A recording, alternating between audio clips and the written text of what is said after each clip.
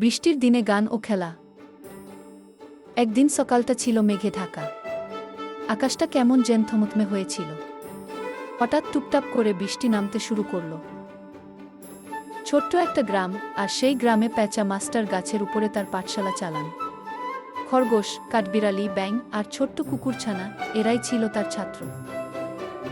বৃষ্টি শুরু হতেই সবাই ছাতা নিয়ে দৌড়ে এল। শুধু ব্যাঙটা আনেনি কিছুই। সে তো খুশিতে লাফাতে শুরু করে দিল, এই তো আমার প্রিয় দিন। কাঠবিড়ালি বলল, উফ, আমার বইগুলো সব ভিজে যাচ্ছে। খরগোশ বলল, বৃষ্টিতে আমার তো কিছুই মনে থাকছে না। কুকুরছানাটা বলল, চলো সবাই মিলে গান গাই। বৃষ্টি মানেই তো মজা। আর কি আশ্চর্য, সবাই মিলে বৃষ্টির মধ্যে দাঁড়িয়ে গান ধরল, নাচতে শুরু করল। প্যাঁচা মাস্টার হাসতে হাসতে বললেন, আজ থেকে প্রতি বৃষ্টির দিন হবে গান আর খেলার ক্লাস।